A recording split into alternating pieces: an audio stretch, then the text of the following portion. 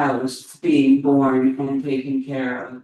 Wow. Narrated by this lovely. I just pushed everybody down for tonight. I'm sorry, John, where are people, where will we end up? But well, we forgot, so. Oh, yeah. And then we'll figure out what's doing. Let's get tonight. It's the greatest escapism. Yeah, exactly. Narrated by the lovely Prosecutor. I don't know if you saw my email this afternoon.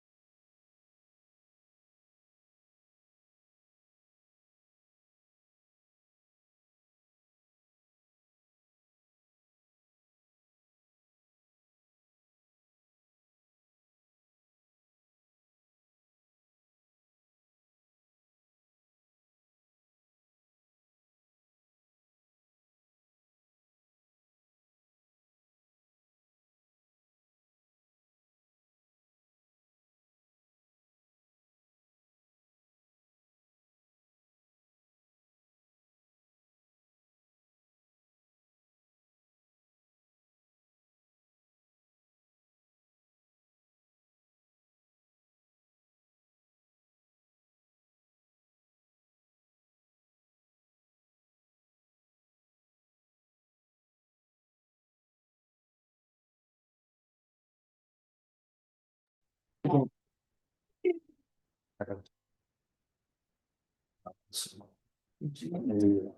everybody, today is Monday, March 23rd, 2026. And I'd like to open the Allentown Select Board meeting at 6 p.m. Start with pledge of allegiance.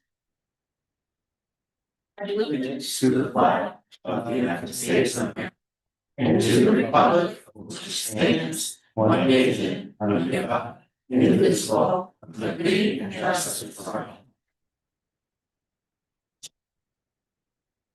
Well, we are a new board. I'd like to thank Scott for having served the many years that he did. It's not an easy task to do. And welcome, Chris. And our first agenda item is the reorganization of our fleet. Yes, thank you. Do that. If everybody on the board would say who's here. Kathleen Pelletier, Diane Adolfo, Laura Lambert, Chris Thomas. Trish Caruso, John Harrington. and those in the room, if you claim to speak, please state your name. Armin Verville. Louise Ryder. Eric Lambert, Fire Chief. Peter DeSantis, Facility Supervisor. Now we can get to our first agenda item, the reorganization of the board. And you're looking at it. I'm not even looking at it, to be honest, not looking at the agenda. Citizens comments, anybody have citizen comment? Yes, I do. If you don't mind, put the table and stating your name. Louise Rideout. Hello, I have brought this up quite a few times. I'm not trying to be a dead horse. But I would really like to know if other solutions are being worked on for the, the back taxes that are owed to maybe, there was some commenting on Facebook and Veronica had mentioned about most of the back taxes that are owed are in the mobile home parks. So she did mention about it's costly for the town to do, assume possession of you live in part two. Yeah. But like how much has that ever been really looked into, like the actual cost? Because she mentioned about demoing them. They don't need to be demoed. So these are viable homes that can be. The board, first of all, the way we deal with back taxes is very strictly monitored by RSA. So the Board of Selectmen has very limited recourses of action that they can take. They have to be very careful that they follow every step of those laws in that process in order to what is called deed the property, which is usually what happens if somebody never pays. Right. What the town usually tries to do is work out a payment arrangement, which we have been successful. There were a couple of years where this amount really swelled. I know you've seen it other taxpayers where the town was not proactively deeding. Liens were being perfected, deeds were not being followed through on, no payment arrangements were being made. So these balances were growing disproportionately in a way they should not have. Because normally by law, once you get to that 3-year mark, a town would be deeding the property and you would be recouping those fees. So we have started doing that this past year. We got payment arrangements. We are appropriately following the procedures laid out before us by law that we have to follow. But another important thing, distinction to make is when people get on payment arrangements, they will pay eventually because the town will deed that property if they don't. But in the meantime, they're paying interest at a pretty high rate. So it stinks that the towns, it's like we're losing that money in the short term. We're operating on a smaller budget per se, but we're actually making more money in the long run because we're not just getting that original tax balance, we're getting that tax balance plus the interest it's accrued. But realistically, I understand what you're saying, but realistically, I mean, because I live in a park where $100,000 is owed in back rent. And I mean, we've been waiting 2 years. So it's, in theory, it sounds like, yes, we're getting some of it now and we'll get the rest later. But people that don't pay, don't pay. Yeah, And that's the reality. but we're doing everything we can by law, there really is nothing else we But can the, do. but the law, if the law states that 2 years and 1 day, you can deed a property. Oh, okay, so this is what you were talking about with Veronica with the expenses. So when the property is in a mobile home park, we walk a fine line. So years ago, before there was a legal challenge to this, what Allenstown used to do was work with the parks and we'd have an arrangement where if we deeded the property, they would not charge us park rent, and that worked very well. Well, since that time, when we had that arrangement, in another town, there's been a lawsuit that basically the judgment in that lawsuit said, nope, that's illegal, you cannot do that. So now, if we deed a property in a park, just the way the park charges you rent for your trailer, we would own that trailer as a town and the park would charge us rent. So at that point, we're looking at our loss on taxes, we're probably gonna be paying more in park rent than we're losing on taxes. And not only that, if we go to sell that property, try to sell that mobile home, have all kinds of stipulations on the sale of that What are property. the stipulations? So we can't make money off those sales, usually when we sell that property, whatever the market value is, has to go back to the property owner, we can only recoup. Recoup What what was it cost the Yes, town. well, and we don't, the town doesn't wanna act as a realtor, we don't wanna enter the time and legal resources going through that process, we would have to hire our own lawyers. So we'd be recouping or incurring a large amount of legal fees to go through that, where it wouldn't be beneficial, so it's like spending $100 to chase five. Like it just, at the end of the But I think day, this has been going on too long, and I think that we I really need to do agree. something now, you can't. I mean, this there are past people- year was there the are people- first time that There we are people started. that lived in our park for 10 years without paying any taxes. You can't Yeah, sit there and tell me that you're gonna take $4,000 from me and these people can live there because of what? I understand the RSA's, I understand that, but there has to be a workable solution, like we have investors. People come in and the investors, they love this, because they flip homes all the time. And we have had homes auctioned in our park. And you're right, after whatever, you recoup what you can, and then you have to give the money to the previous owner. And, you can have so much sympathy, but every one of us sitting here have bills to pay, bottom line. And nobody's gonna have sympathy, my mortgage doesn't have, company doesn't have sympathy if I can't come up with a mortgage. And it's almost making people not being adults. but we did this past year get payment arrangements or payment in full from all of the homes, I believe, that were in arrears. The, the properties that the town selectmen deeded are payment plans or we got payment for. There are properties right now that are still deeded and are owned by the town, which we have to figure out what the disposition will be. Okay. And there were- you waived, several properties, quite a few properties. Okay, so that was what I was, so there were properties that had a balance, we waived because legally we were advised. And financially, And it would financially, be it would a be- very big cost to the town to incur all of those fees. But do you allow them to stay there? Are they allowed to still live at home? That's what I'm wondering. We don't own the property. Right, you don't. They have a lien on their property, it's being calculated, it's being With tracked. interest, I know. But we don't own the property, we can't evict them. So they basically can tell you, when you saw me, I'm gonna tell you and stay there forever.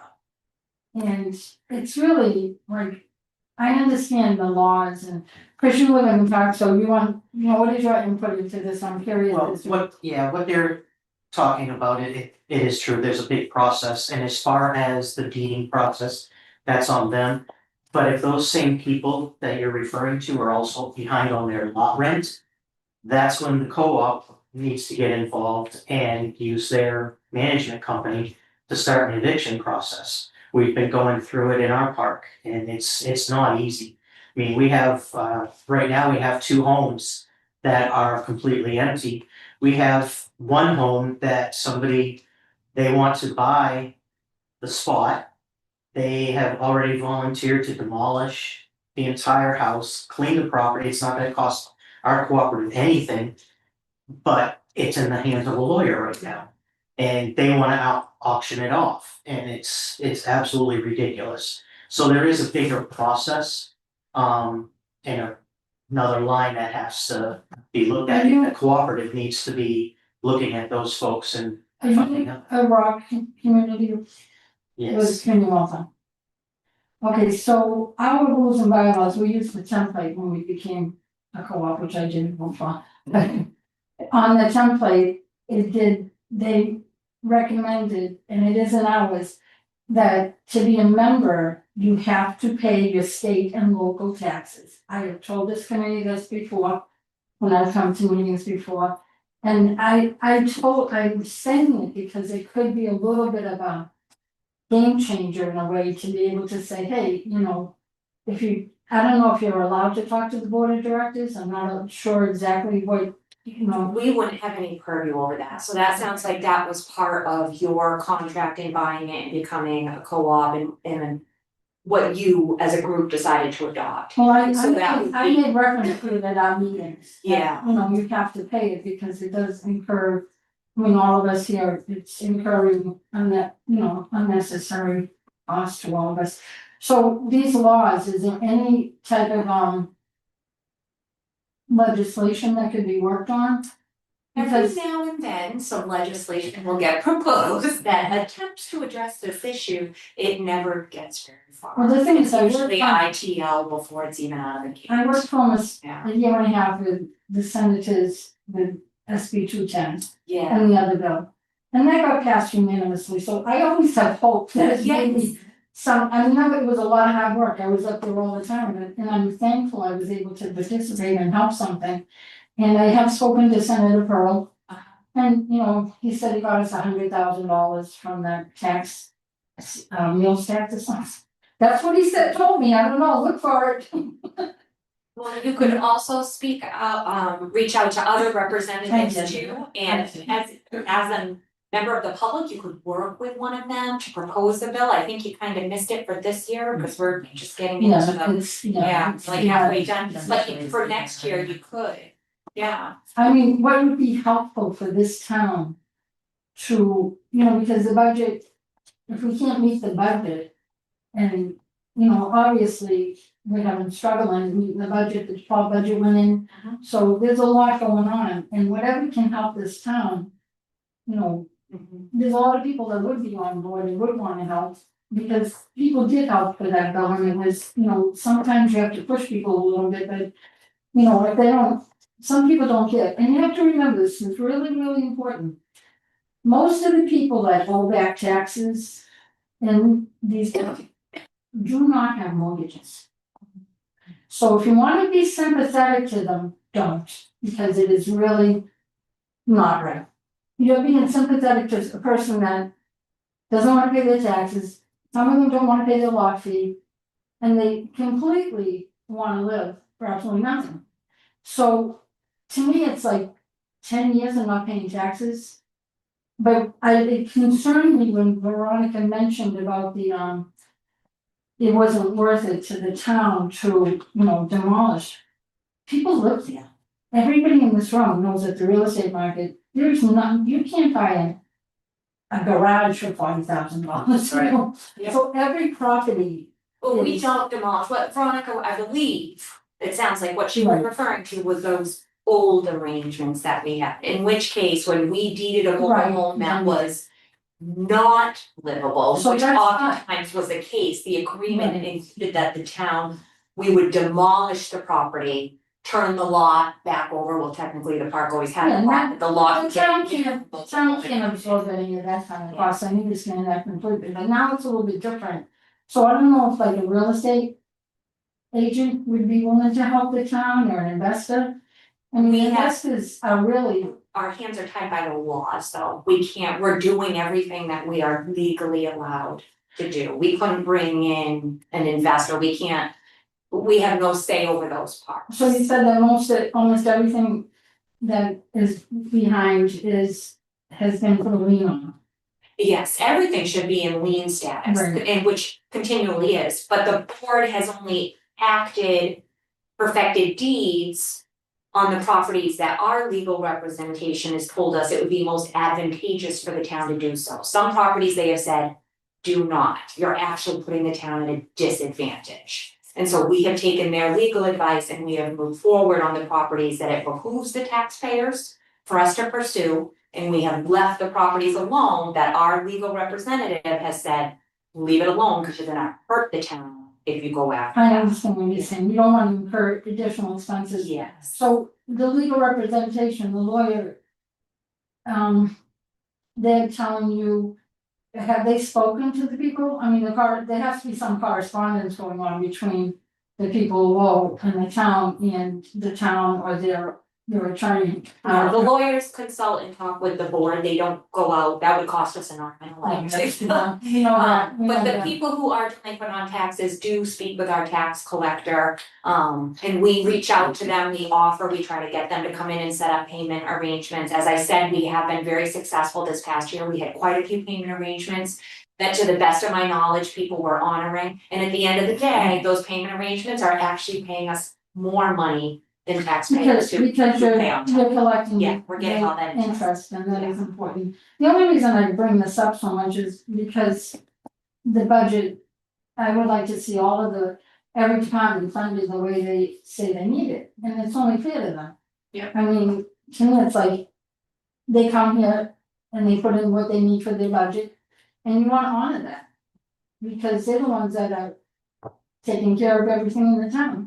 And what you're doing is just making sure it's happening. So that's my main concern, is that the funding.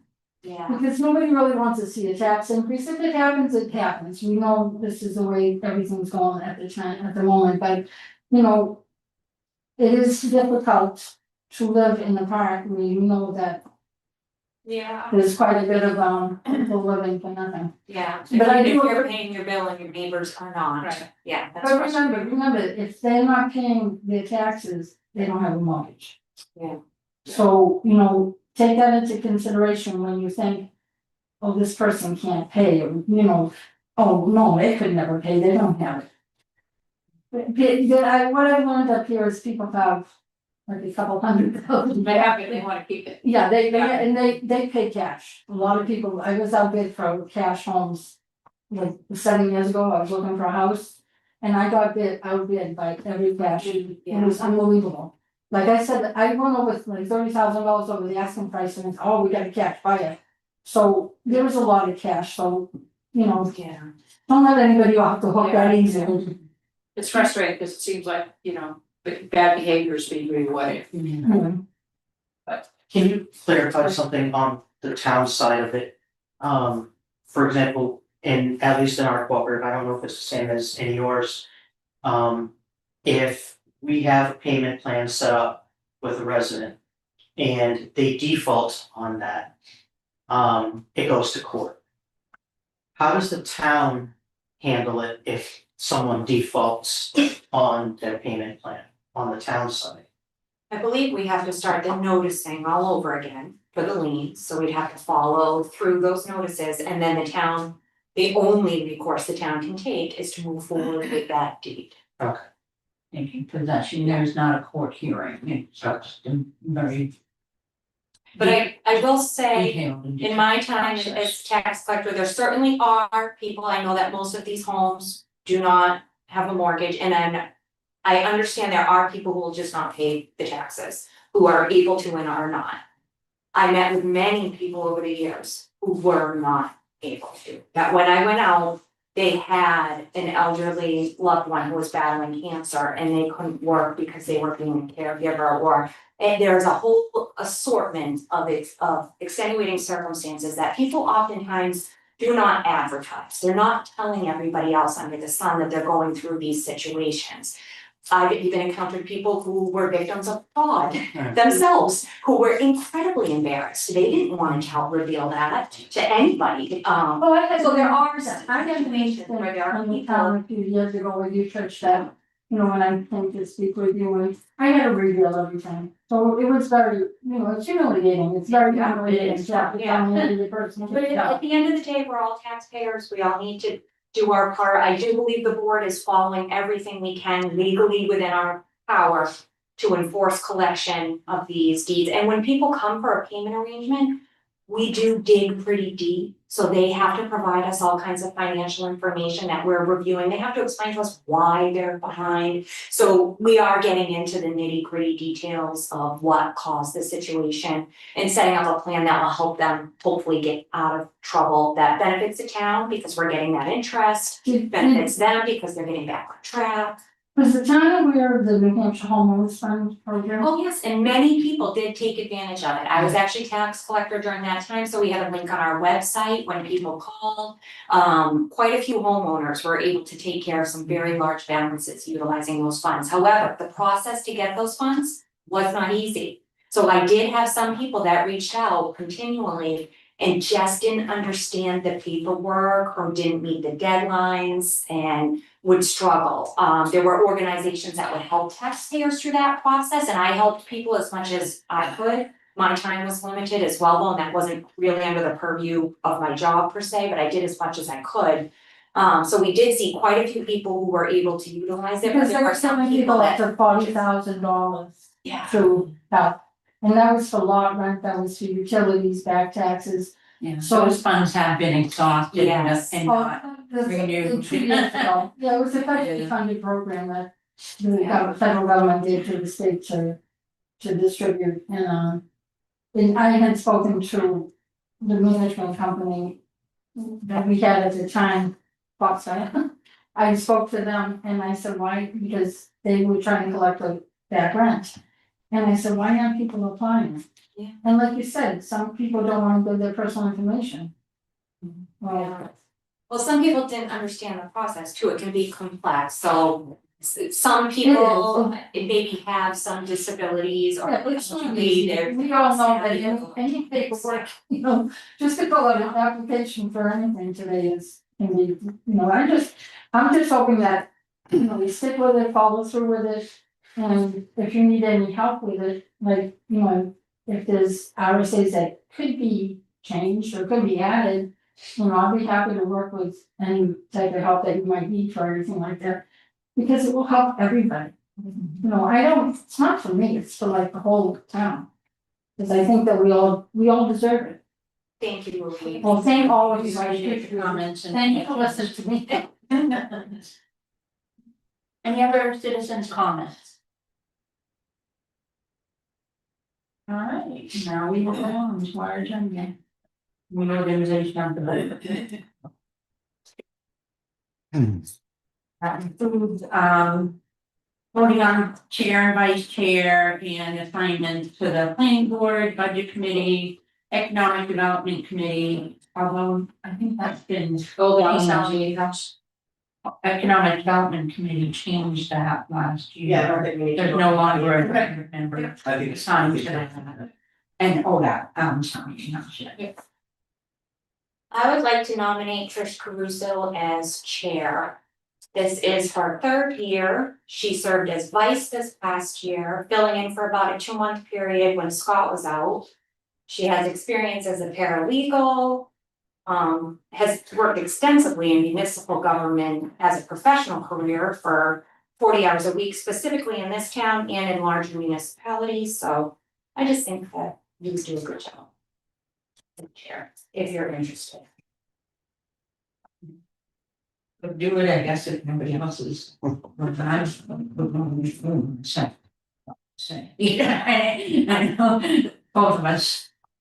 Reasons to be uncomfortable in this position, it's not a position, but. I would be happy to take the position if needed. Others don't have a different. Can Vote. I get a second?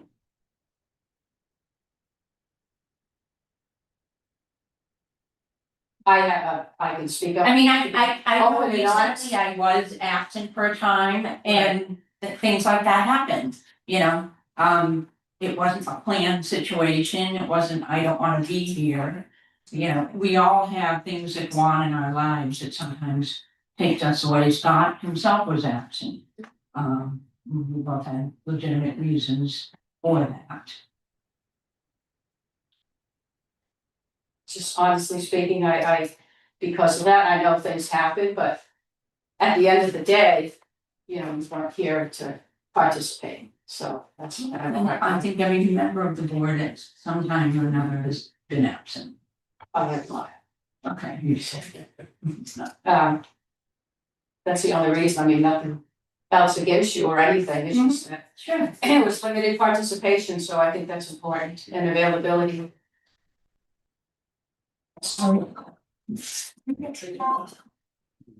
Well, there is no second. I would like to nominate Kathleen to be chair. I feel like you have the experience. You're right, we'll still be able to, we'll start with this new here. I'll second that. Okay. I'll If you accept. want. Make it. Well, we need a roll call vote. All in favor?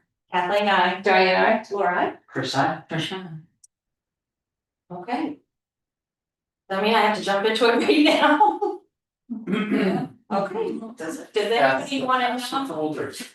Does anybody wanna nominate a vice chair? Is anybody interested in the vice chair position? Is anybody interested? I'd like to nominate Diane. I'm an awful for vice chair. I'm happy to do the work. I'm around during the day. I put a lot of work into a lot of the town departments and continue, so I'm happy to do the work if the board wants me to. I'll second. All in favor? Trish, aye. Diane, Laura, Chris, I. Kathleen, I. All right, and then for the planning board rep, this past year has served on the planning board, I've done it for the past 2 years. They meet every other Wednesday. If there's anybody else who was interested in learning the ropes on that and would like to serve on planning board, that's fine by me. If you guys would prefer that I continue with the planning board, I'm pretty comfortable there, I know everybody, I'm having. I'll stay put, so. They are 6 o'clock usually every other Wednesday, no, 6:30. 6:30. I could do that, I am interested in it. Okay, yeah, cause you could have been the alternate for a while, Yeah. and I could be the alternate on that in case, but it is a little bit demanding, so if I'm gonna be chair, I know it's gonna take a little bit more of my time here, so. Okay, Yeah. I'm not counting. is that one that we need to vote on our rep as planning board? yeah, okay, sorry, ex officio. Alright, so I will nominate Trish as the planning board ex officio. I'll second. All in favor? Laura, Diane, Chris, I. Trish, aye. Kathleen, we I. always do it in order, I know, now we're kind of a little bit off, I go. Mhm. Right, and then budget committee, do we have anybody, was Scott? no, it was me. It was you? Yeah. Okay. Do you wanna continue? I'm happy to continue if people want me to. I'm happy to have you there, that's another demanding one, You know, that it takes is. a lot of time, so. Yeah, it does. You're okay. Yeah, no, I'm good with it, I did it last year. Okay, and it's true, once you get comfortable. Being around during the day makes a big difference as to how much I can participate, so. Okay. Do they meet during the day? No, but, you know, I come down here every day, so stuff that people have to do at night, I can do today, right? Yeah. So I'm available evenings, and in the fall, they meet, I don't know, 6 Saturdays. Yeah. Yeah, I know. And I work too. So it gets to be. So I'm happy to do it if the board wants me to. I will make a motion to nominate Diana Adinolfo as the select board ex officio to the budget committee. I'll second that. All in favor? Trish, oh, sorry. Diane, Laura, Chris, I. Kathleen, I. Don't worry, I'll rearrange it. Yeah. And then you do not have to do Old Allenstown Meeting House, are they an ex officio or is that one that we respond to for? Oh, I'm having an ex officio. that is a formal position. Is it? It is. an ex officio. Formal position on the Old Allenstown Meeting House. Currently, it's me, Okay. and I mean, the meetings are once a year, Armin? Yeah. I mean, I'm happy to do it. If the board wants me to.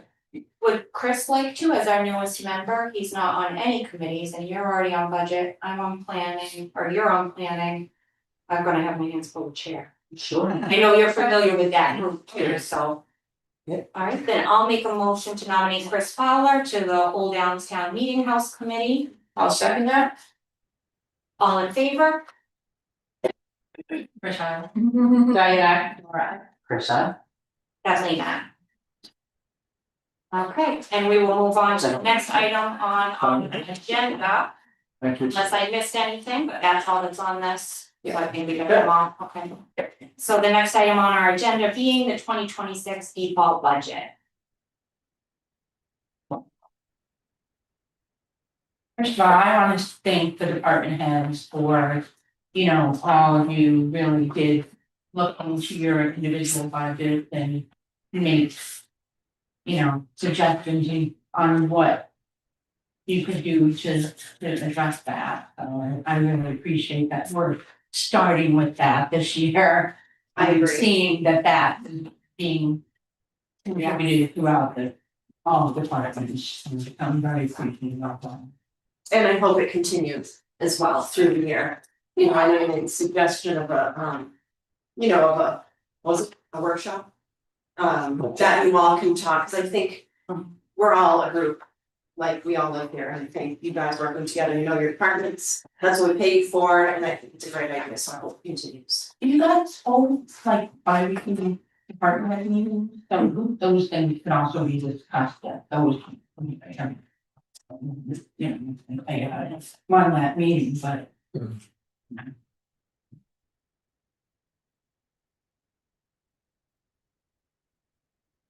Are there any concerns? It looks like we cut, with your suggestions, we covered the bulk of what.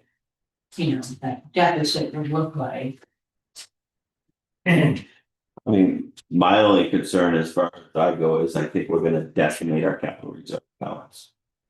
I agree with you, I do agree with you on that. I don't expect to have much of one.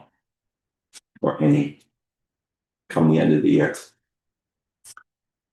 But I think we have some other avenues, ways that we can handle, so I know we're talking about the default budget now, and we're not gonna get to the prosecutor position for a little bit.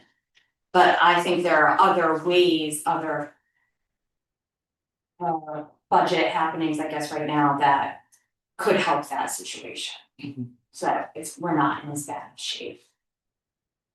I think once we have the audit back for 2025, I'll have a clear picture of what we'll be able to. 24 and 25, I think it'll give us a clear picture at the end of the year. Until Next year. late next year. So I think once we have that for the planning for the future of next year's vote, we'd be able to help ourselves out a little, maybe to get back to where we need to be. we should be able to replenish some of the capital reserve, because we'll know what the unassigned fund balance is. Yes. Which hasn't been touched in previous. Yeah, so we should be in a good position, I would hope, replenish those funds, I know that's the plan. That is.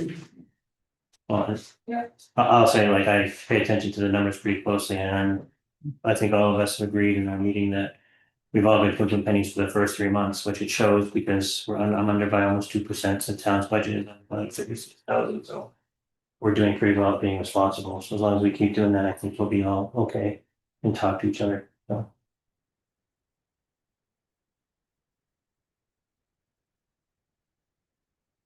Okay, so we're not looking to make any firm decisions tonight on spending, we've seen your proposed plans. I just wanna reiterate that at this point for the default budget, we're planning on letting the department heads work together and kind of figure this out for the most part. I think that makes sense. I think they have most sense, and it is their responsibility to do that.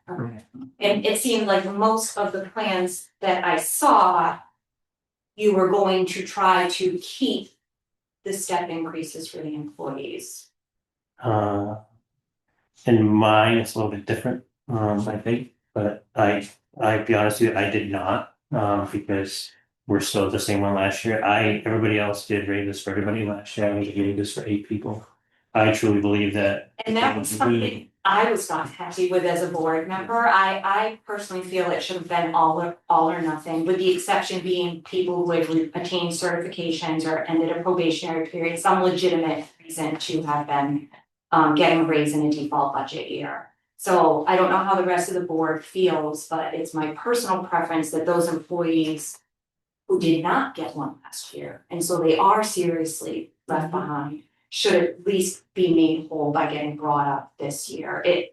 Ideally, I would prefer for all of our department heads to be able to continue with that, because I feel that neglecting those step increases is detrimental to our health as a community, our ability to retain and keep our most qualified help, but I know, yeah.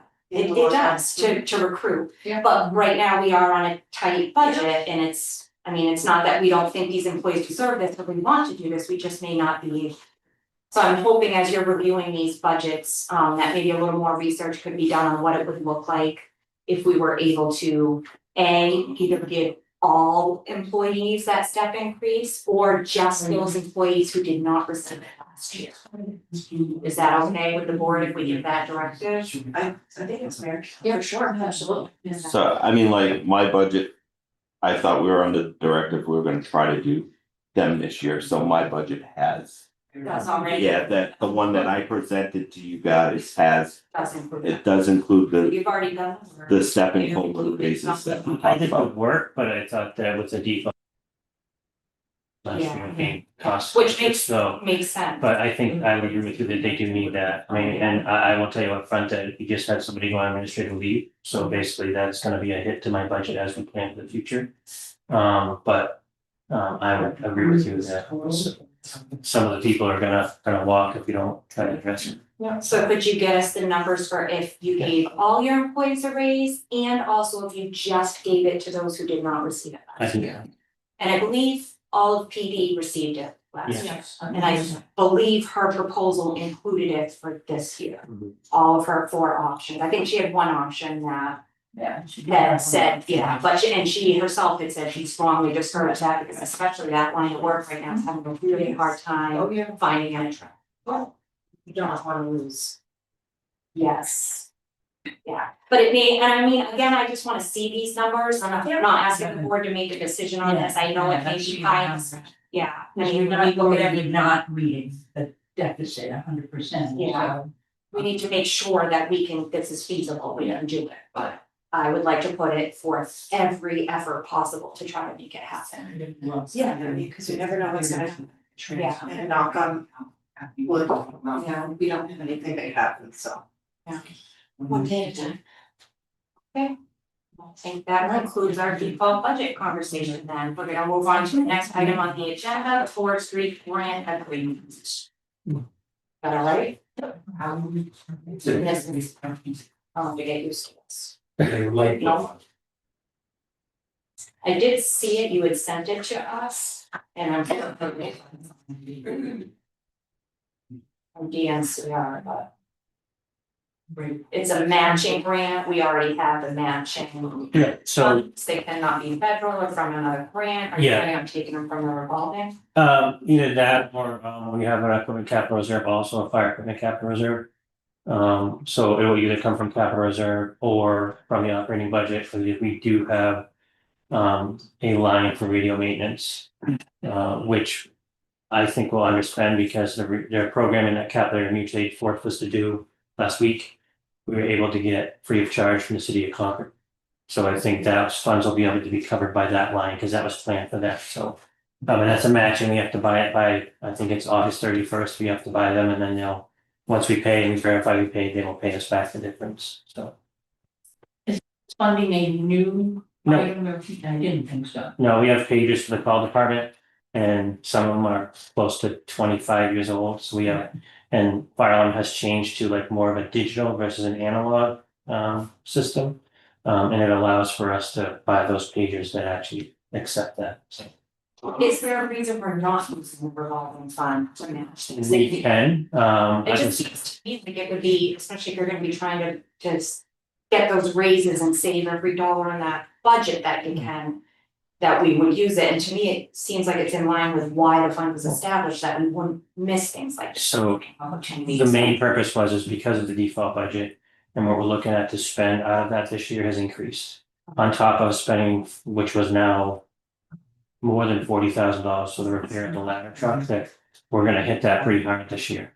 it's not like it's gaining a lot of money, so I don't want us to keep going backwards when that capital expenses, and hopefully by the end of this year, we'll know what we can do for capital reserves, that we're actually using that responsibly, so, we have the specific outlay of the capital reserve for fire equipment specifically for things like that.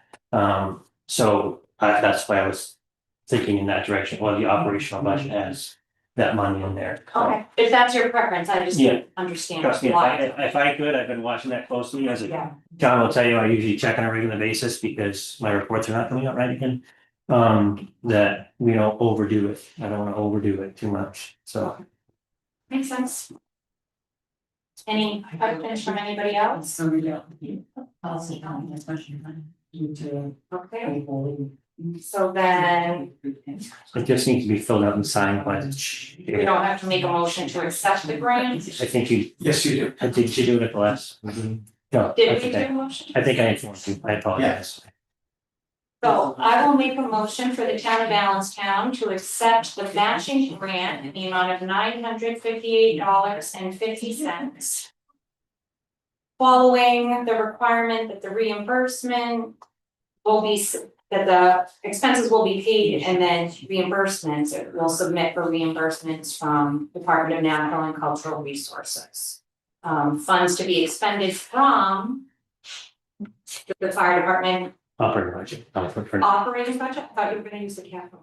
we can use either or, like I said, I would use the capital reserve if you want, but I had planned the operating You budget. have funds in a line that would have already been dedicated to that. Yes. And this is gonna reduce the amount that you would spend on that from that fund line. Yeah, so basically, like I said, is we were not supposed, we were supposed to spend for radio programs, like capital. We have now since got that free of charge. So what I would like to do is charge the $950 there, because I'm still gonna be saving close to $1,300 because we did do this stuff. And then that's probably the end of my spending from that line for the year, so I can not overspend it. I think I put that in my presentation. Okay. So- So to come from the fire department operating. Yes. I'll second that. All in favor? Diana, Laura? First side, Kathleen, aye. And is this one that each of us need? No, to sign? just here. and a bunch of initialing. I'll get to that. All right, so we'll move on to our next, the prosecutor position posting for the police department. And as Beth is on vacation, she offered a memo with supporting information for that, which I believe you all received. Probably in here. On this, just because it's something I've researched extensively myself, so last year when we went to default budget and we were looking for ways to curb spending. This is something I spent a lot of time, I called other towns, I called prosecutors that work as subcontractors. Most towns of a similar population and size as we are, do not have a full-time prosecutor. What they usually do is subcontract out for maybe 10 hours a week or so, they'll predetermine what their caseload looks like and what they think they'll need. This allows them not to have to pay all the benefits, retirement, hefty costs on the back personnel side of having somebody full-timely assigned to that position. Allenstown, to the best of my knowledge, the only reason we had a full-time prosecutor is because we got a grant for it, much like this SRO position. So had we not received a grant that fully funded that position, I don't believe we ever would have made it full-time. As you know, once you get somebody in, you get used to working with them, they fill a position, and once that grant ran out, I think it was very difficult, and the taxpayers didn't push the issue, the budget kept passing, we were able to keep that person. But to me, this seems like a prime time where we already have a resignation, we're not looking at laying anybody off, we have an opportunity to be more economical with the taxpayers' money and switch to subcontracting this. Also keep in mind that if it didn't work for any reason, which in my research, I spoke with Auburn, Loudon maybe, 2 prosecutors who worked as subcontractors. I don't see any reason why this wouldn't work, the subcontracting, but if it didn't, if there were a lot of hiccups, if the police department was like, we just can't get any of our handled, we could always change our minds and go to a full-time. We have nothing to lose for trying. And to me, it just seems like it would be very responsible to go that route. I also firmly believe we need a full-time finance director. That is a position that would help every single department. Fundamentally, the budget committee, the voters, there's not a single entity in Allenstown that doesn't benefit from having a full-time finance director. And if we don't refill this position, the money we have in the default budget that's already there, that we haven't tapped yet, the money that we would be saving, I believe we could fund that full-time finance director position. Which again, I believe is just pivotal to the success of it.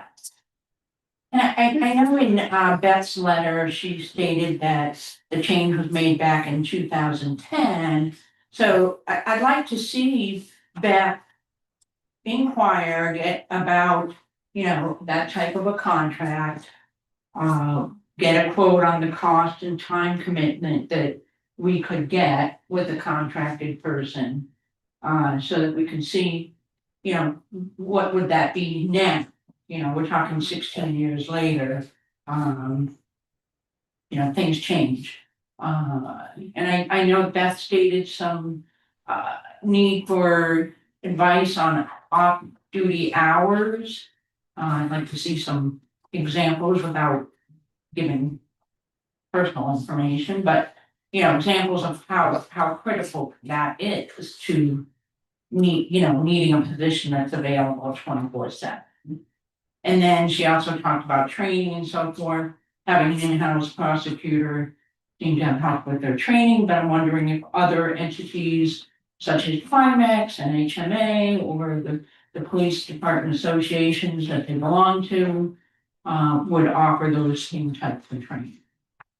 And what would the associated cost be of those? I think ideally in a perfect world, if we were not up against the funding wall that we are up against, Right. I don't blame Beth or the fire or the police department from wanting to be a full-time prosecutor, but I think right now, as we are watching our default budget go back and back, and we want to hopefully pass a budget next year, the most financially prudent thing that we could do would be to not fill this position.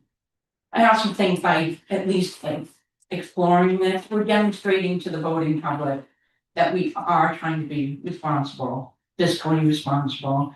And if we make the decision, we're gonna keep the full-time prosecutor, and we've done our homework, they can at least vote confidence next year that we don't need to be in the default budget. This, looking at this, I understand what you two were saying, but looking at the schedule that she has here, that's a pretty full schedule. I think we need to at least understand what we'd be charged for a full-time schedule. Because it might be pretty darn close to the same, maybe not, I don't know. But if it is, I think having somebody like she says, in-house to understand the cases and have access to 24/7. And bringing in a new person, I don't think would be at the top of the pay scale.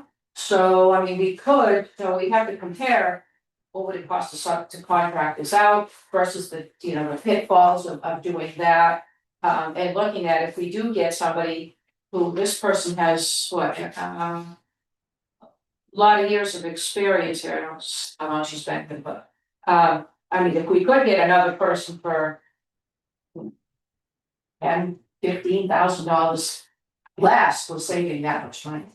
No, because we would still be paying benefits and retirement. So it's gonna, if Right, we go with a that's- full-time we are- person in this position. We are now. Yes, we are, but that would be, the contracting would be a much bigger savings than 10,000-15,000. Subcontracting, we would not be paying those retirement, we would not be paying those benefits, and we would be paying less school fees. And I just will tell you, anyone can do this, like I called the county offices, I researched the towns that use this, you can call Auburn, you can call any of these towns yourself. and ask them, they'll be more than happy to speak with you on how this works for them. Statistically speaking, towns the size of Allenstown do not have full-time prosecutors. So again, every department head, I think, is gonna go to that, they wanna provide the best possible services they can for their department, as they should. But our job as a board is to listen to those taxpayers and make sure that we are conserving and spending this money in the best way possible. And again, if the taxpayers were willing to keep giving us money, but I think we definitely should look at the contracted position, because it's a Yeah. huge money saver, huge money saver. Yeah, I don't disagree, I just don't wanna compromise the quality of bringing criminal Yeah. support. Yeah. Right, because Yeah. there are people on the receiving end of that, you know, getting beat up, getting, you know, have crimes committed against them. If we don't do our homework, boom, it gets thrown out of court, you get found not guilty, you know, whatever.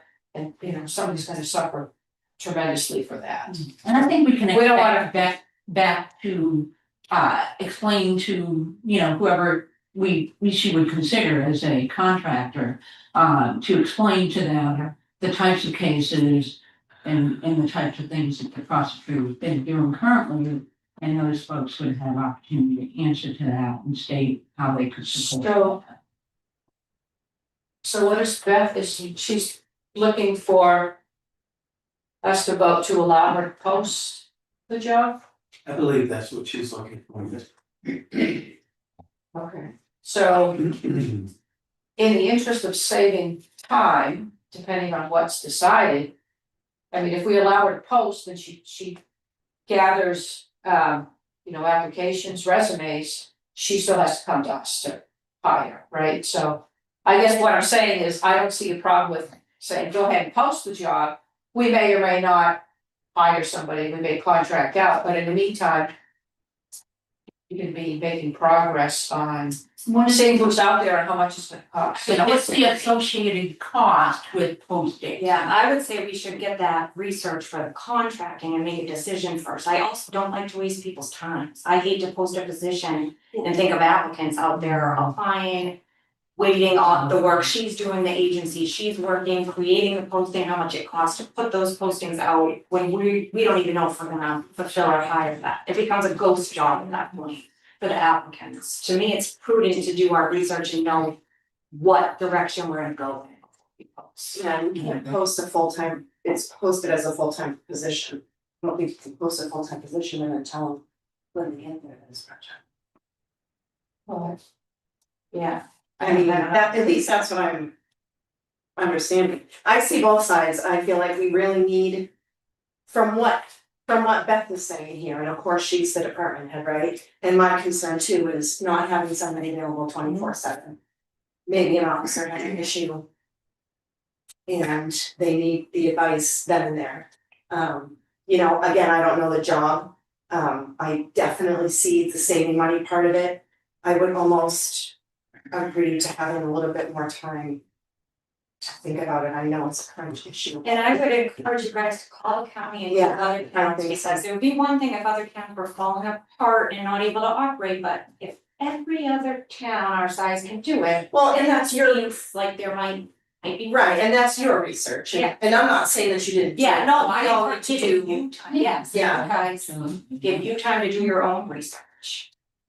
Based on her letter, it looks like she's already budgeted for this position. That is true as well. So it's not, there's not a whole lot of money that I can see saving.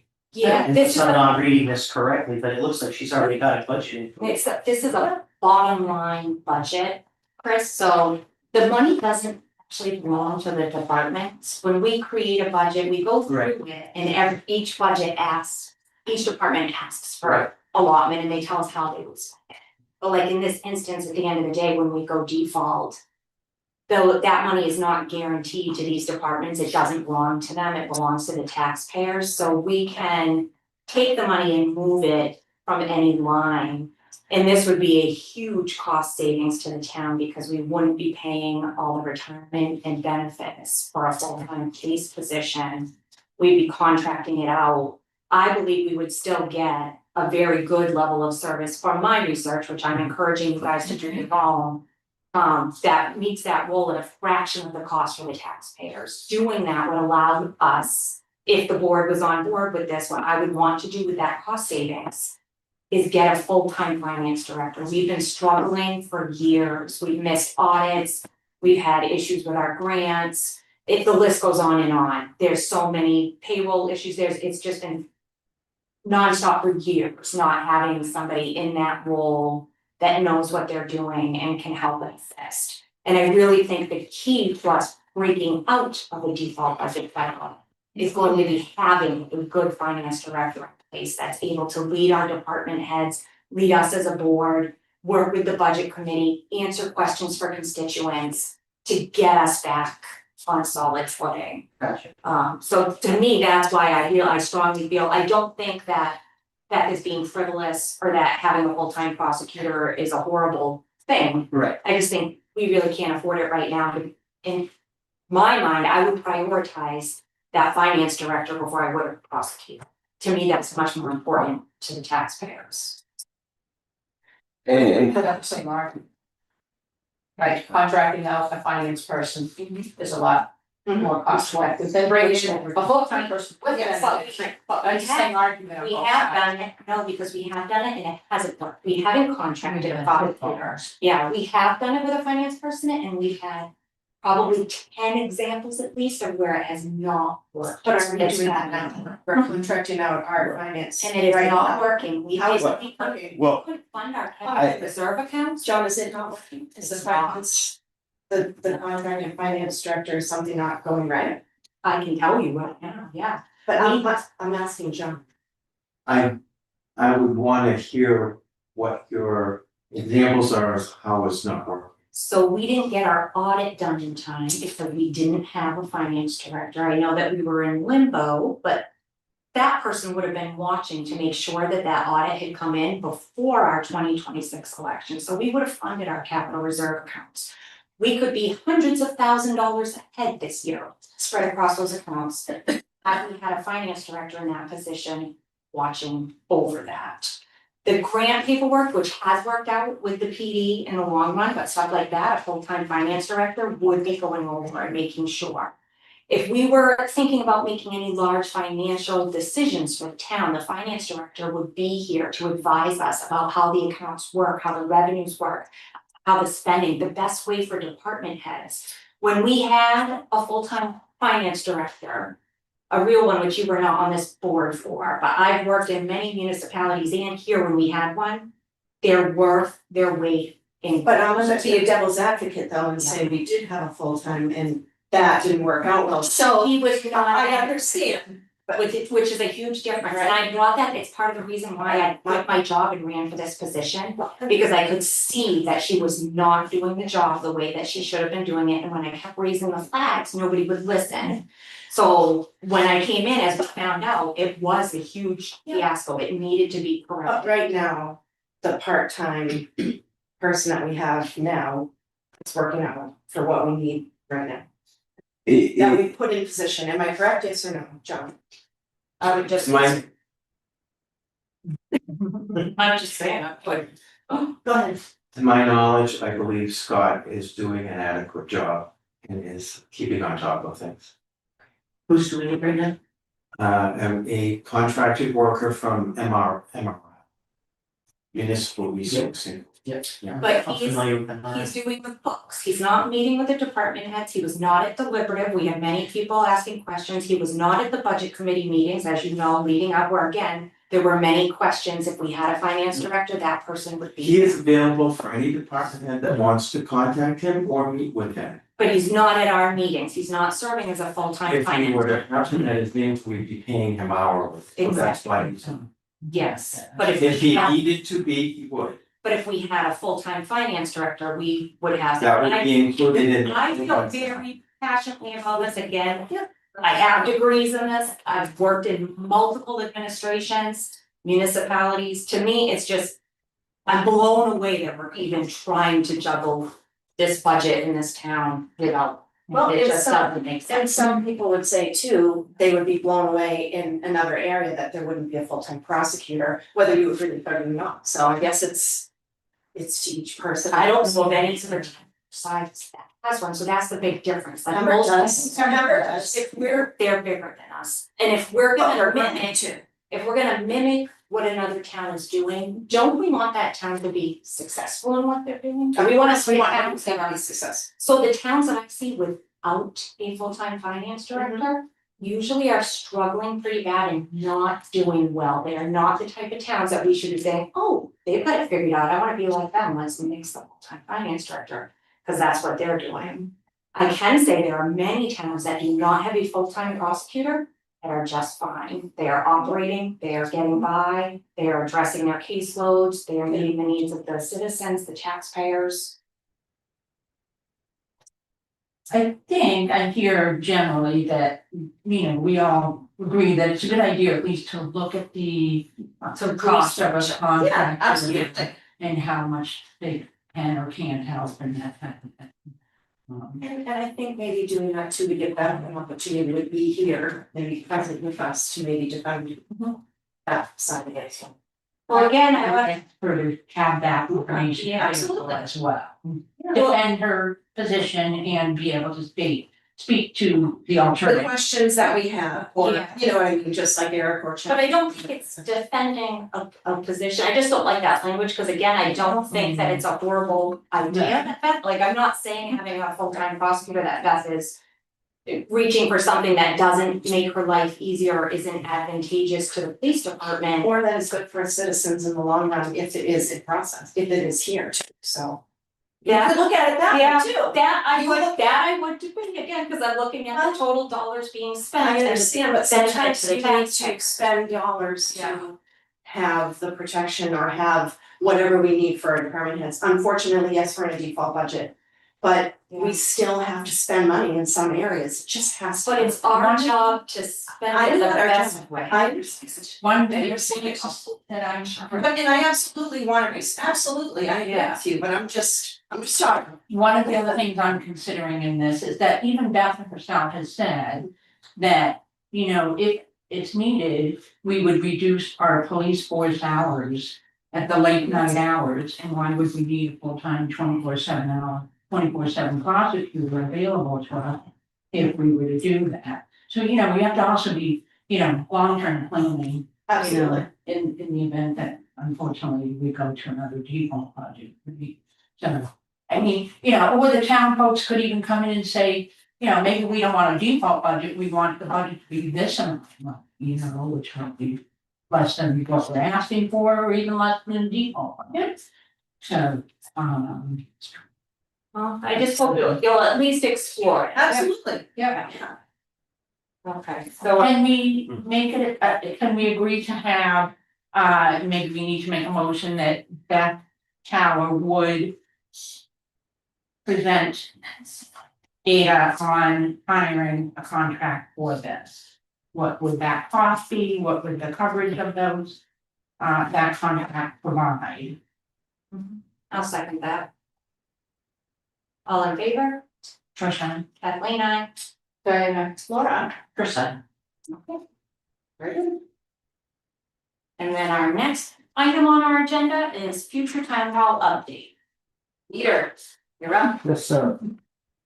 Peter DeSantis, facility supervisor, so since I met 2 weeks ago, not a lot has really happened. We've been continuing with the interior door walls and the customer counter. The walls are, I think, done. Counter is probably half done. We got we're getting a new estimate from Granite State Glass for those 8 interior doors, the double security doors. Basically, there were 6 other single doors in that original estimate, which we're pulling out right now, because I think the 8 are the most important doors to secure the building and compartment out, separate, I'm thinking ahead. So we're working on that. We have some other options for the other interior doors. Basically, also the interior doors also where some of the doors are cut into the block. We're working with the architect and the civil engineer to get those lintels kind of defined. So we can get those in before the doors have to go in. So other than that, we've had an electrician in last week doing the wiring. looking at the whole electrical system of the building, we've got some issues that we can probably get by with, but we may have to address some of these, panels are outdated, you can't get breakers from them anymore. Things like that, but, we can work around that temporarily, we'll do some, we actually have, some lighting. So I think John's gonna bring this up later, we're proposing that, we move a little bit faster on the lighting, because right now we have fluorescent fixtures. And if we switch to an LED fixture, which I got as much discounted cost from Amazon, that will actually, by changing some of the rooms over, we'll actually get a couple more circuit breaker panels available, because LED takes so much less power. Right now, each room has its own breaker, and we can probably do 2 or 3 rooms to one breaker, which frees up a couple spots in the panel. So we can adequately supply power to the customer counter in the town clerk. Just So- speeding it up, present any other type of logistical issue. We'd end up having to buy the lights anyway, but in order to finish the wiring before we box it in, we need to find more power. The only way we can find power without buying new breaker panels and a lot more electrical costs is take out these lights, put in LED. We use the existing boxes to power the counter. Okay, It's so like there's we're only really- only a benefit, there's no negative. No, Throw something other. No, I mean, we're talking, original estimate we got for the light fixtures themselves was like 88,000 with a $22,000 credit, so we're still gonna cost us 66,000. Through the electric supplier. I'm getting a comparable product and we could probably do the whole building for like 10,000. And I've already probably spent 3 or 4 a little at a time, so it wouldn't be the whole Are building. we using the Energy Saves program through Eversource? Well, on the way we're going right now, we're not. I am gonna look at seeing if we can get some rebates, but they had some restrictions, like if we went the other way we were doing, we had to do everything within 30 days, and we couldn't meet that timeline the way we're trying to phase it in. So we're, like I said, a different approach, we should get the same result, but, yeah, we may not get that, but. It would require us to do the whole building within a very specific timeline and a much larger upfront cost than we were willing to do. And I believe. With a phased in approach. I think they have specific suppliers. Correct, If you're finding a correct. deal. It was very restrictive. So this allows us a more a la carte method of getting. And we kind of do the rooms as we need, like the offices first, we're not gonna do any of the other rooms, we're not touching, there's like 5 or 6 rooms that we're not even gonna touch right now. So, and Okay, makes sense to me. so other than that, that's about it really, I think, that's pressing, yeah. But we're moving ahead, I expect, once we get these, the pre-K kindergarten doors going in Wednesday, we already ordered the 2, so that will be secured, luckily, finally. We're getting there, so it's good. Thank you, and everybody else that works really hard there. Yeah, You're doing a and great I would like to say thanks to Armin and his crew, and staff, and Eric, I mean, there's a lot of people, when I ask for something, they come right down to get it done and say there's something. It's the true essence of community. Yeah, it really is, and we actually have possibly some volunteers working on some landscaping for us. That's awesome. So, Do we have volunteer coverage through Primex with, people working for us as volunteers? Yeah, okay. Just wanna make sure we're covering ourselves. Okay. But the Historical Society has been painting Yeah. a lot. yeah, and I was, yeah, they have. And that's a It's been huge good. help. For sure. I don't know what painters did an hour, but I Yeah. think that's probably tens of thousands of Yeah, dollars I already. reckon we've probably painted 2, 3, 4, 5 or 6 rooms already, I think. Yeah, plus, he had some helping with some lights the other day, so yeah, it's pretty good, we're moving along. Peter, is there any plan on changing the lighting in the gymnasium? In the original plan, yes, but in this plan, no, it's kind of like a Phase 2. phase, Phase 2, oh. or 3 or 4, right? Yeah, I mean, the lighting on there, I think is actually pretty good, there are some bulbs that are, If need to be you out. leave it at phase 2, you can even hope. Oh, I see. Yeah. Look at it this way, charge pickleball people to be able to use How that, dare and you. we can fund the lights, Yeah. right? No, the problem is, and I actually had, John with the fire department look, cause I wanted to remove some ropes that we're not using anymore that the school used and to clean it up a little bit, and I was looking at some of the lights and there's some bulbs up, but they're so high up. Even the fire department with a ladder, I would have to get a lift and a ramp, so I'm kinda like putting all that out to the end, and if we have to get a lift and rent a lift, we can do it all at once. I just know on election day, that was one thing that I heard a lot from people was the lighting and it was dark. and- That is the plan, Chris. Yeah, eventually, you can, if we're gonna do it, might as well switch it to an LED type, I mean, all the pickleball places have them all now, and they're quite bright and they're pretty inexpensive gyms and stuff, but yeah, I mean. In Brookside, pickleball is playing in that gym 7 days a week and they are paying to be there. Yeah. So it is a moneymaker. Yeah, it's a plan. Even with the facilities that I have, don't we have the new pickleball thing? Even with that one, they haven't moved. It's so. Yeah. It's a huge thing, yeah. And people are cheap too. And they're. For $3. It's for us, paying to right now. Thank you, Peter. Well, They are town, they could. they would. There's actually a group starting in Pembroke now too. Yeah. Forget where, I don't know if it's but anyway, yeah. Thank you for your update. Thank you. Next thing we're gonna move on to is the town administrator's report. Following the new town hall update, I've got some capital reserve requests for the board to consider. I'll start off with the estimated balance as of today. In the capital reserve is $351,762. With that said, I'll read them all, and if you wanna make a motion for them all, or I can read them separately, and you can vote on them separately. It's the little. I can refer them all. Yeah, do them all together. All right, first one is boards and blocks. They're the ones that are currently finishing off all the hallway walls in the town clerk office. Due to some additional work, I have an invoice for $2,500. Need to pay them.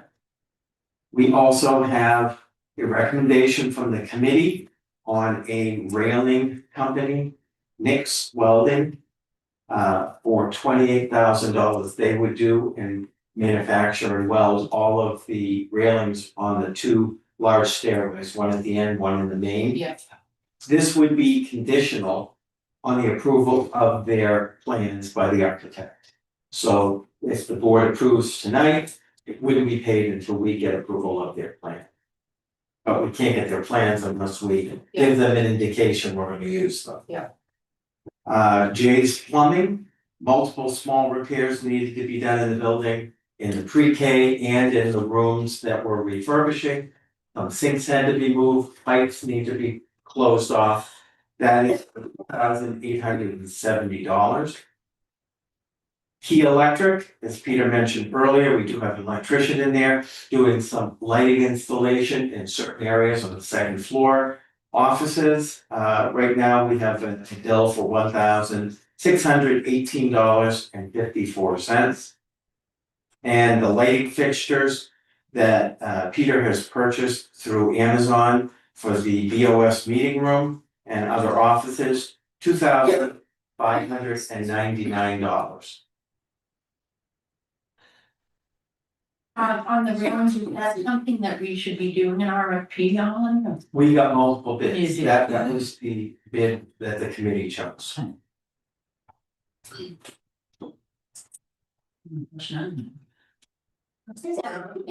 So moved.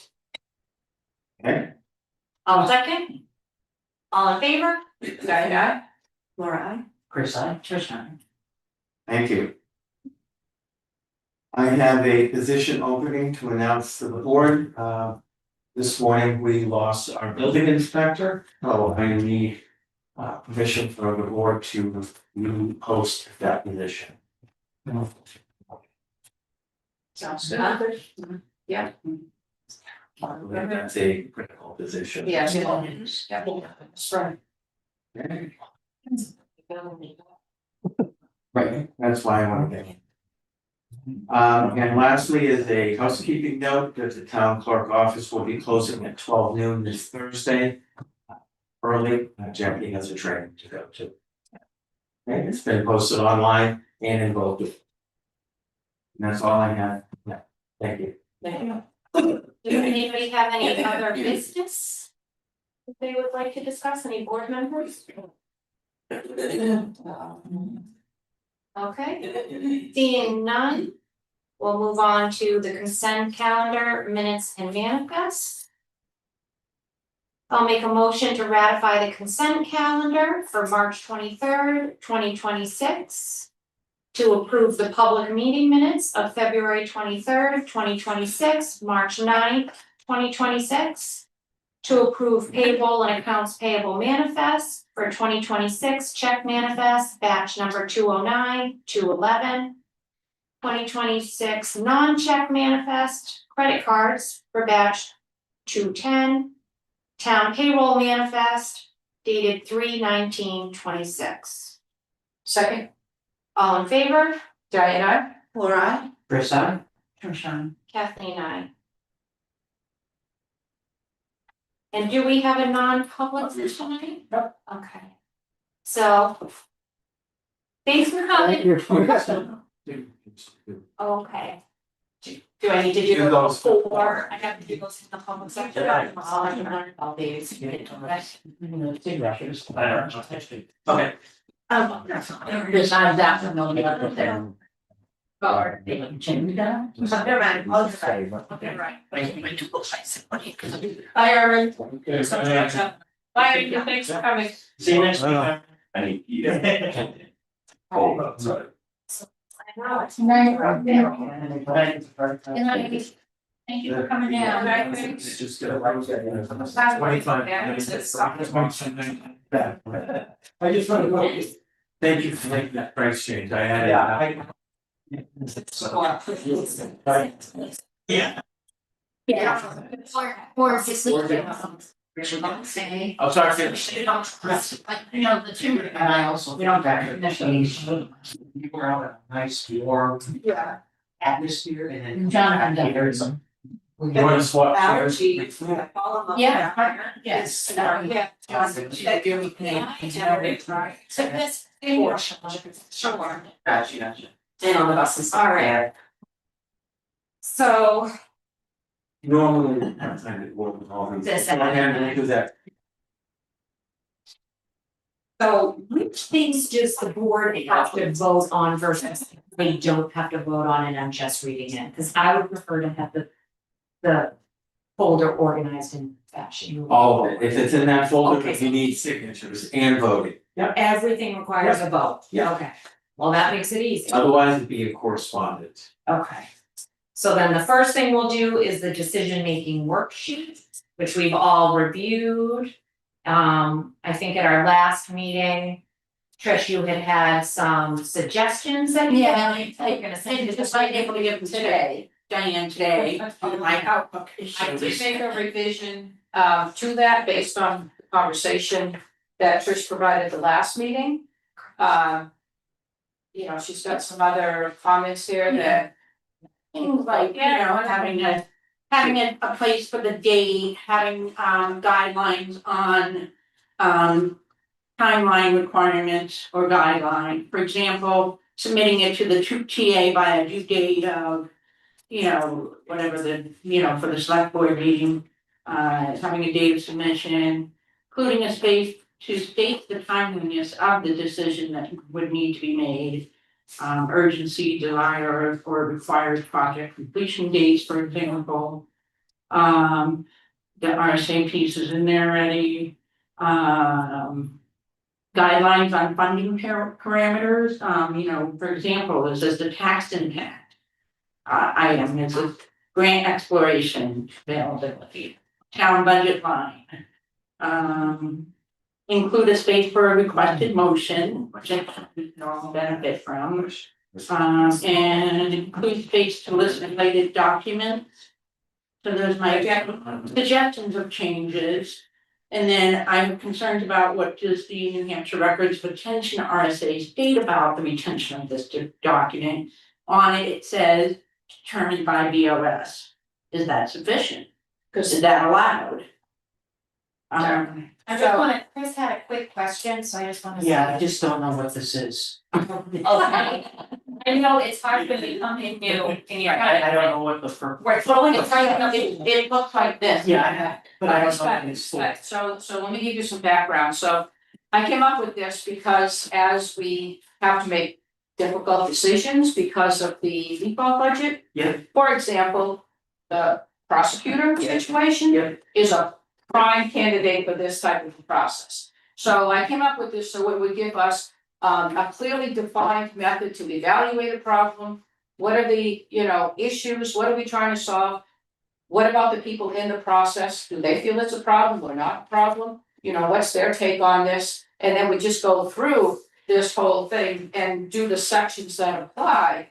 Like what risk or issue does it pose, to the defined group, like. Okay, And then we could also use this as guidance, I think, when we look at, the finance director position. What's the problem it poses? What does it solve? Does it really solve the problem? How many potential solutions are there? What are the rest of the solutions? Just so we can look at an issue and put it through this process and stay focused as opposed to this is this one's opinion, this is that one's opinion, this is this one's opinion. I think it gives a good way to stay focused and keep everybody focused and hopefully at the end of it come out with here's a potential solution and then it comes to this meeting and then we vote on it. And we're done. And as far as record retention, what's the record retention for like all of these documents that come to the meeting? There are regulations on that, so. Right, so whatever comes to this meeting. Right, but it wouldn't state as determined by the BOS, so that statement in itself could be illegally stated against an RSA that does regulate the retention of documents. Because most documents aren't at the discretion of the BOS as to when they. Right, The but retention. okay. ends. Can I make one important, a distinction that is important to me? I think everything you're bringing up is valid, Trish, and I agree. If this was going to be a mandatory document that we had to use and that, but where it's voluntary on a case by case. And I would say we could address those things, like moving forward and depending on the individual case. we don't wanna make that I require think as every a, decision. yeah, and I think it gives us a starting point and we don't have to use it. So I'm not as concerned about those things because Well, any member of the board, because I don't want to use that, I don't know. I feel having a voluntary form for the board to be using, that's another Yeah. concern I have. Yeah, Maybe having an HMA, just take a quick glance at it and say, yeah, this is a voluntary form, there should be no issue with you using it. There's, record retention is not necessary, great. Besides that. or we overall, can put in the title, voluntary decision making worksheets, so to clarify it. Okay, Yeah. let me, I don't know. okay. But besides those overarching issues, I just thought it would mean. I know you've done a lot of work on this and I Well, would then ask option you two, right, is to to. get it on an issue Yeah. and not get everybody's. Yeah. Right?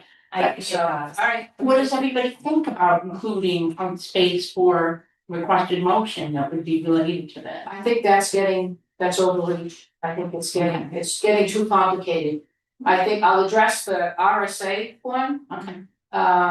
and do some of that research, but if this isn't, I don't wanna make this so restrictive that we spend, 6 hours doing this in a meeting, right? It's Yeah. intended to help us, not hinder us. And at the end of the day, we're all elected representatives and we are free to make our decisions in any way we want. So to me, again, it's. If it is it's voluntary.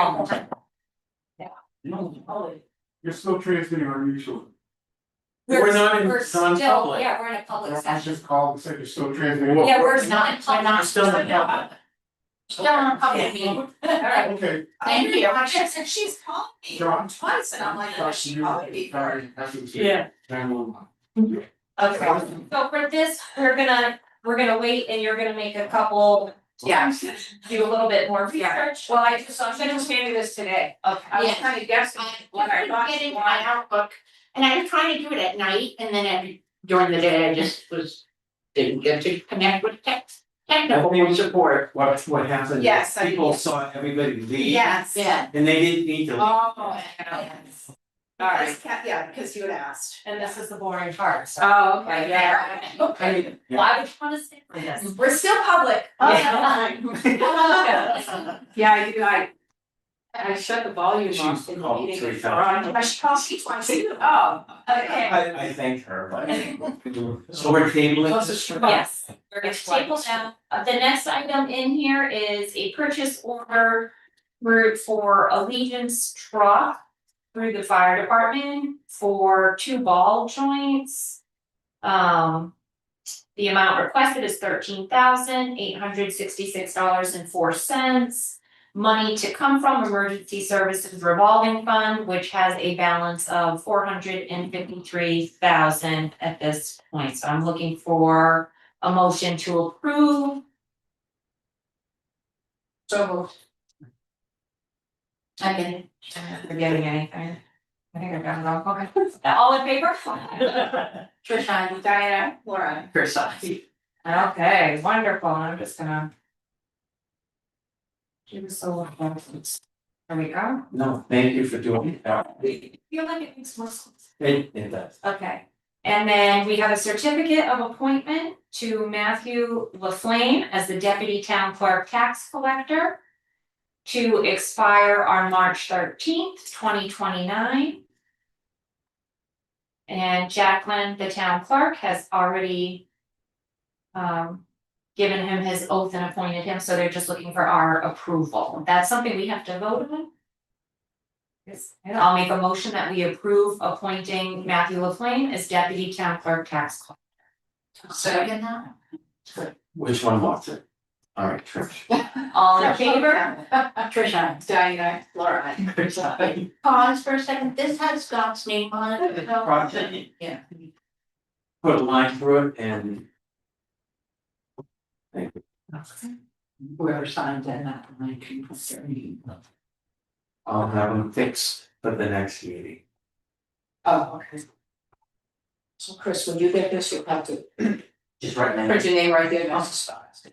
Everybody else is pretty. The next thing on here is our 2025 municipal assessment data certificate. This is agreeing with the work that's been done to set our equalization ratio, if I'm correct.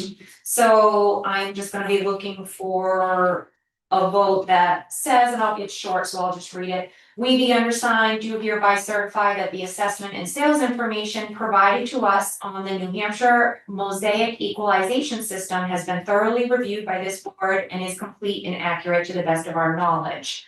Our contact person, Evan Robarge, has said it is. So he serves, we hire him and he serves as the assessor portion of our job responsibility. So I know that we have not personally reviewed this. We're gonna go with Evan, who has and says he's good with this. So I'll make a motion that we will accept this and sign this correspondence. I think there's only 3 lines you can. Okay. Okay. All in favor? Trisha, Diana, Laura. Okay. You can either. All right, so the next thing is our property tax credit and exemption. Check it off, yeah. Okay, I'll do it. Multiple, yes. Yeah. Okay, so this is for a veterans tax credit, a tax credit for service connected total disability, and tax credit for combat service. And did you? Which ones? Okay. You can Now have a then. name. You can choose a name if you want. Okay. So this credit is in the amount of $2,500 and it is for Joshua Owen at 59 River Road. I'm looking for a motion to approve. So moved. Second. All in favor? Trisha, Diana, Laura. Chris,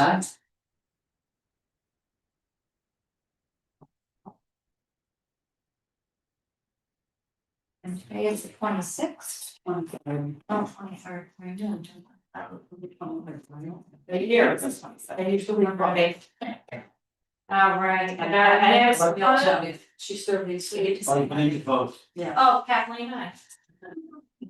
And our next one is another permanent application for veterans tax credit, all veterans tax credit for service connected total disability, tax credit for combat service in the amount of $2,500 for Stephen Tierney at 9 Summers Ave. So moved. All in favor? Second. Oh, second. Oh, sorry, second. All in favor? First time. Diane, aye. All right. Percent. Kathleen, aye. Yeah. We're getting there. We'll come to you.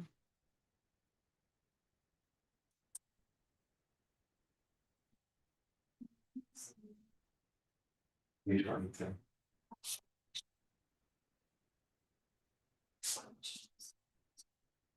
Right, just quit on you. I'm gonna rush with you right on, not just the week. All right, and our third one is the veterans tax credit and an all veterans tax credit in the amount of $500 for Charles Meservey of 13 Park Street. So moved. Second. All in favor? Trisha. Diane, Laura, I. Percent. Kathleen, aye.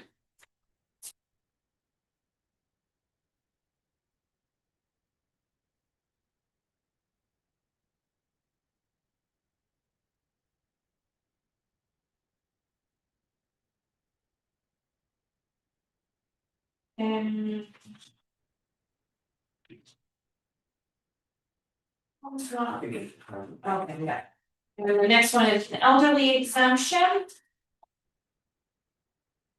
In the amount of 40,000, and that is just for anybody watching and listening, that's 40,000 in value taken off of the assessment of their property. They are not getting $40,000. This is going to Brian Wilker, 21 Monroe Ave. So moved. All in favor? Trisha. Diane, I. Laura, I. Percent. Kathleen, aye.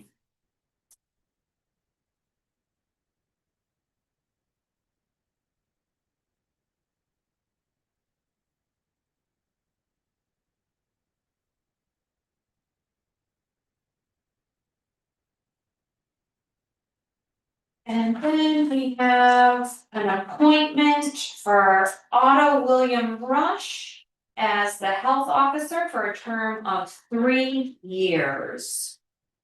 And he is just very disappointing. Mhm.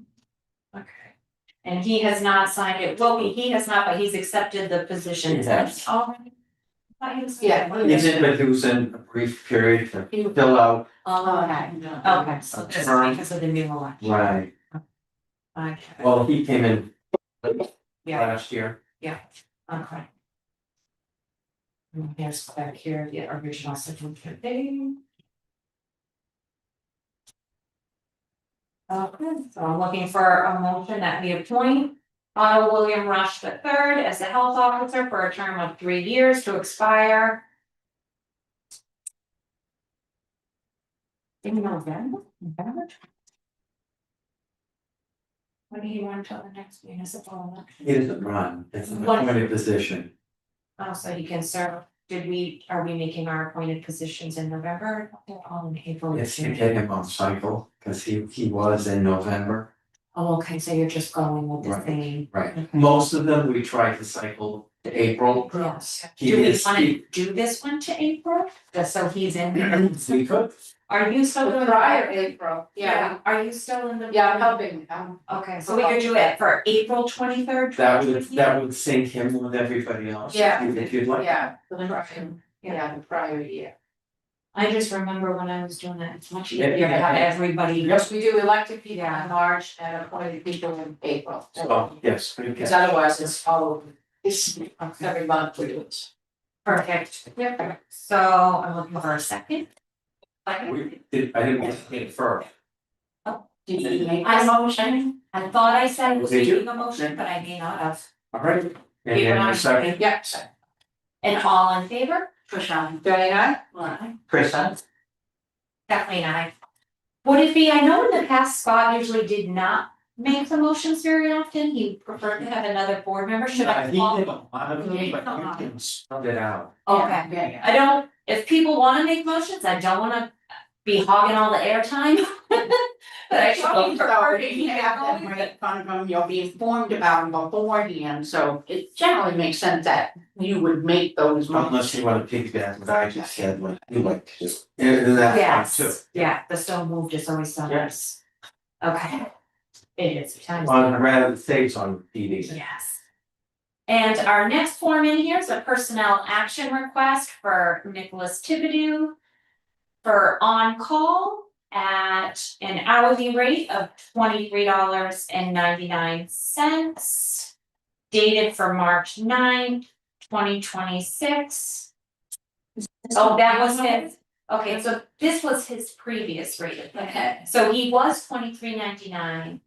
Now, he was at the wrong step grade according to this, so it's a correction, they want him to be at $24.99.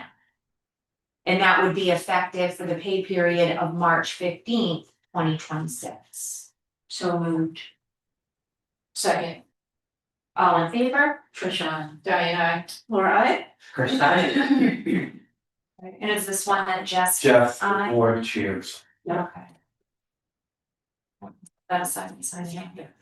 Alright, the meeting, these are the meeting minutes that we already took a vote to approve, so these are just gonna send around. By the way, the minutes that we tabled were the correct minutes with the wrong date on the page. After we tabled them, I looked at them. But that's fine.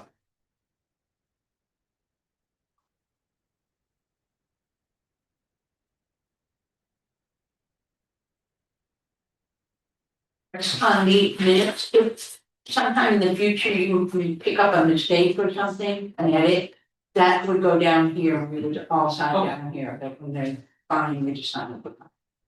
That's why you see those two sections out there.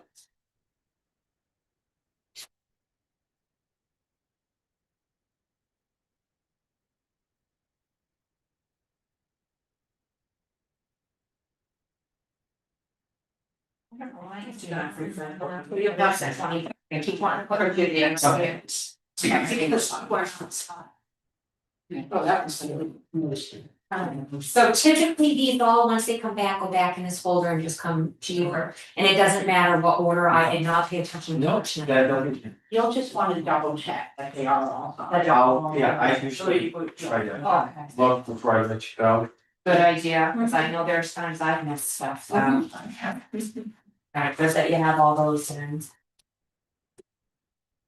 And so this correspondence, this was in, already got an electronic copy of this, but we usually print correspondence just in case somebody wants a Correct, paper. or there's many times I'll put a one of in there that nobody else has, I don't copy every correspondence to you. But because this was a. One pen. I know. That was part of the whole presentation. So I don't need to do No, anything you further can- with this one, but there may be times in the future where. There will be just an announcement or. Modest case here. Just make sure. Oh. Right. There's her amendment. Okay, so I'll give you that one. You got one here? then I have a very brief legal non-public. Dave, first, Dave.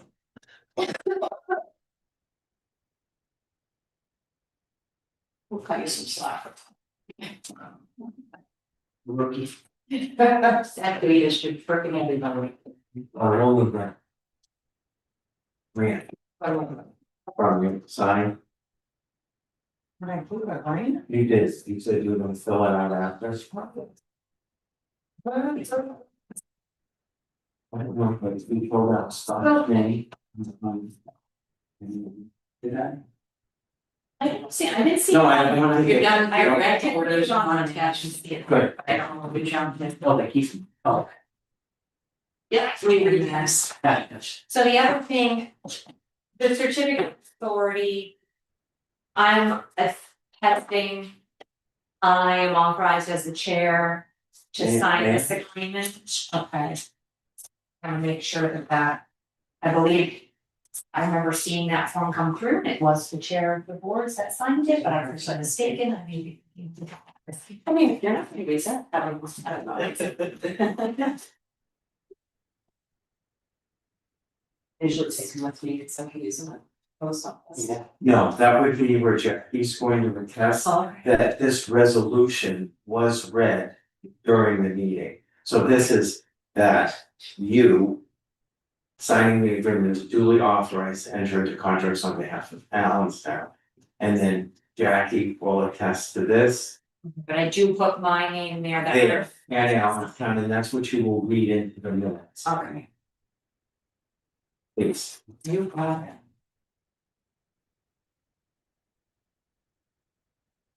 I know that's a. Yeah, it is.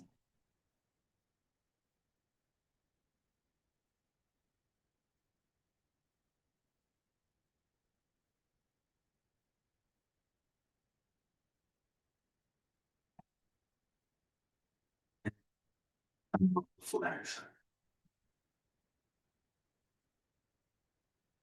So you want me to read this Yes, resolution into please. minutes, oh, okay. So municipal certification of authority, it is resolved that Kathleen Pelletier is duly authorized to enter into contract or agreements on behalf of Allenstown with the state of New Hampshire, acting by and through the Department of Natural and Cultural Resources, and is further authorized to execute any documents on behalf of this municipality which may be in his or her judgment desirable or necessary to effect the purpose of this resolution. But you all approved the grant already and voted on it. The only thing that has to happen tomorrow is Jackie is the town clerk who will certify that that is so. And just so you know, I'm just gonna be signing the things, like it kind of makes it sound like I could renegotiate our own grant. Just. Oh, wow. I know, what is she gonna be up to?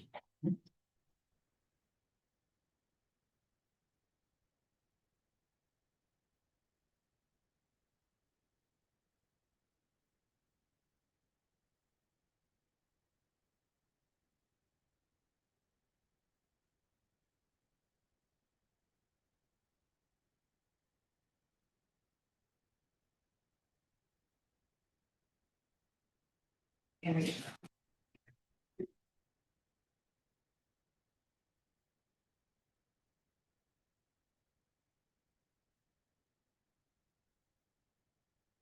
go.